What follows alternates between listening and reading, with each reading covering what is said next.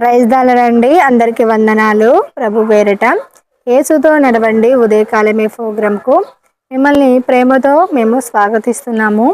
సమయలు గ్రంథంలో మొదటి అధ్యాయంలో ధ్యానించుకుంటూ వెళ్ళినప్పుడు ఎల్కానా అనే ఒక వ్యక్తికి ఇద్దరు భార్యలు ఉండేవారు.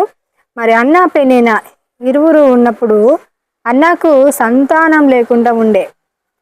పెనిన్నాకు దేవుడి దయ వల్ల సంతానము ఉన్నప్పుడు అన్నాను తను విసిగిస్తూ ఉంది. తనకి పిల్లలు లేని కారణమును బట్టి, హేతువును బట్టి పెనిన్న అన్నాను బహు విసిగిస్తూ మాటలతో బాధ పెడుతూ ఉన్నప్పుడు తను ఎంతో దుఃఖంతో ఉండేది అన్న. ఎందుకంటే తనకి పిల్లలు లేరన్న బాధ ఉన్నప్పటికీ ఆ బాధను మళ్ళీ మళ్ళీ జ్ఞాపకం చేస్తూ పెనిన్న విసిగిస్తూ ఉన్నప్పుడు బహు దుఃఖాక్రాంతురాలై ఉండేది. చాలామంది మనం చూసుకున్నట్లయితే వారికి ఏదైనా దేవుడు ఇస్తే లేని వారిని చూసి విసిగించే వారిగా, మాటలతో ఇబ్బంది పెట్టేవారిగా, అంటే ఒక రకమైన శాడిజాన్ని చూపిస్తూ ఉంటారు. మన జీవితంలో ఇలాంటి వారు తారసపడుతూ ఉంటారు. మనకి ఏదైనా లేనప్పుడు, కొంత దీవెన ఆలస్యమైనప్పుడు మనల్ని విసిగించేవారు, మాటలతో గాయపరిచేవారు, బాధ పెట్టేవారు మన జీవితంలో కూడా మనకు ఎదురవుతూ ఉంటారు. కానీ ప్రియ దేవుని జనాంగమా, అన్న తనకు సంతానం లేదు, అది ఆమెకు బాధ కారణంగా ఉంది. తన యొక్క బాధ పరిస్థితులు విషయంలో తను చింతిస్తూ దేవుని యొక్క మందిరానికి వెళ్ళి మందిరంలో మనోదుఃఖంతో కన్నీరు కారుస్తూ ఏడుస్తున్నప్పుడు ఎంతగానో ఏడుస్తూ మనసులోనే ప్రార్థించుకుంటూ ఉంది.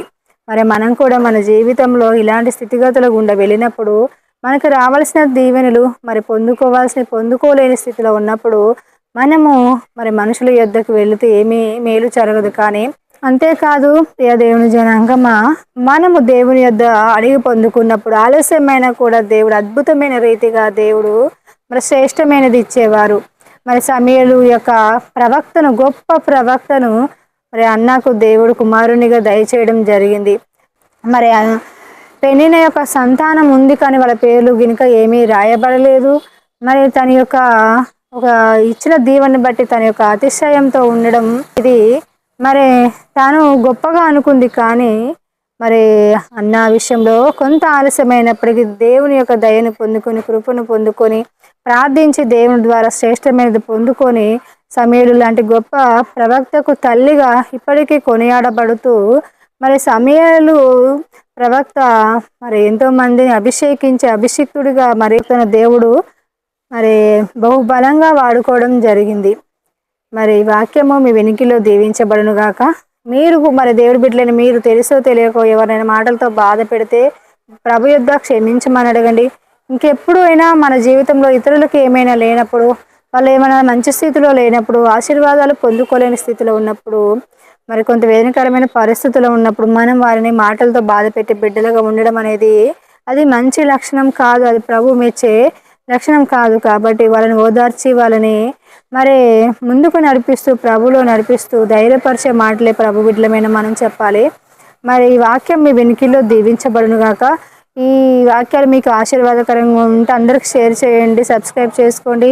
సువార్త అందరికీ ప్రభు రాకడ దినంలో మనం ఉన్నాం కాబట్టి ఈ సువార్తకి అందరికీ అందులాగా మీరు మాకు సహకరించి ఈ వాక్యాలను అందరికీ షేర్ చేసి దేవుని యొక్క రాజ్య విస్తీర్ణంలో మీరు కూడా పాలు పొందండి.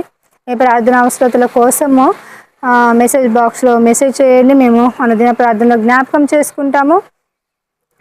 వాక్యం మీ వెనుకలో దీవించబడును గాక. ఆమేన్.